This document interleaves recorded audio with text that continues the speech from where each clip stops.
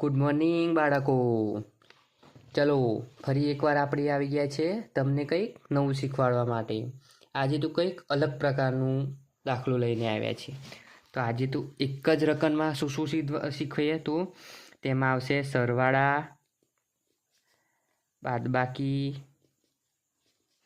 ગુણાકાર અને ભાગાકાર. પણ આ બધા જ એક રકમમાં આવી જશે અને ના પણ આવે ગમે તે એકાદું ન પણ આવે તો ધ્યાનથી જોઈ લેજો. તેથી આવા 2-3 આપણે દાખલા ગણશું જે રીતે તમને આઈડિયા આવી જશે. તો રકમ તો આ રીતની છે. જુઓ, રકમ છે 15 - 3 × 4 + 6. આનો જવાબ આપણે મેળવવાનો છે. બરાબર બાળકો? તો તમે ધ્યાનથી જોજો અને સમજજો જેથી તમને જલ્દીથી આવડી જાય. તો અહીંયા રકમ આપેલી છે 15 - 3 × 4 = 6. બરાબર? તો આપણે શરૂઆત ક્યાંથી થાય? તો પહેલાં ભાગાકારથી થાય.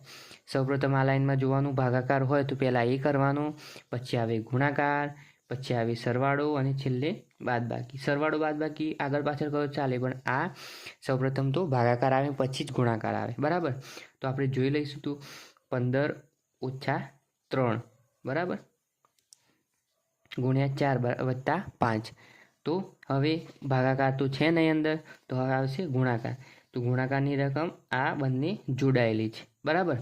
તો હવે આવશે 4 અને 3ને 4 વખત ગુણવાથી કેટલા જવાબ મળે?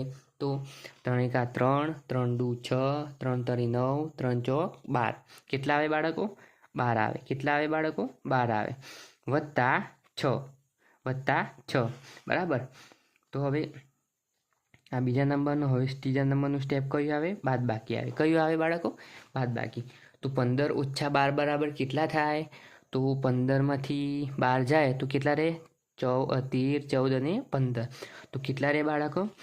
તો અહીંયા રહે 3 અને 6 ના 6 એની એક જગ્યાએ.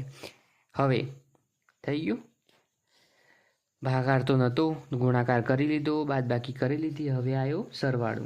તો હવે સરવાળો જોઈશું. તો 3માં 6 ઉમેરીએ તો કેટલા થાય? તો 6 પછી 7, 8 અને 9, અને 3 હોય તો 4, 5, 6, 7, 8 અને 9. તો આપણો આનો જવાબ મળશે આપણને 9.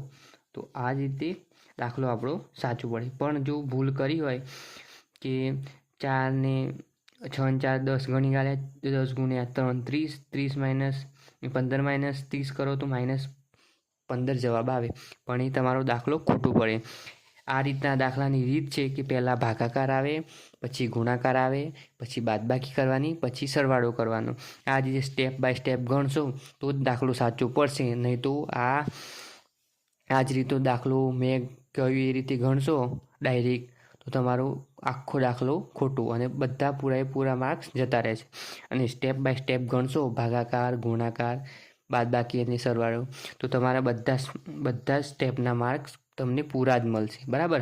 તો આ રીત ધ્યાન રાખવાની. પહેલાં મેં બતાવી એ રીતે જોવાનું, એ રીતને જ ગણવાનું. પહેલાં ભાગાકાર કરવાનો, ત્યાર પછી ગુણાકાર, ત્યાર પછી બાદબાકી અને પછી લાસ્ટમાં સરવાળો.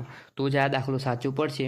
અને આવો જ કોઈ બીજો દાખલો જોઈતો હોય ઉદાહરણ તરીકે, તો આપણે નેક્સ્ટ વિડીયો એના પર બનાવશું. તો તમે મારી ચેનલને ફોલો કરજો અને નવા અપડેટ આવતા હોય તે જોયા કરજો, જેથી તમારો ગણિતનો પાયો મજબૂત થશે. તો આ વિડીયો આપણે પૂર્ણ કરીએ છીએ. વિડીયો ગમ્યો હોય તો લાઈક આપજો અને તમારા મિત્રો સાથે શેર કરજો. ચલો બાળકો, મળશો હવે આપણે નેક્સ્ટ વિડીયોમાં. ત્યાં સુધી ટાટા.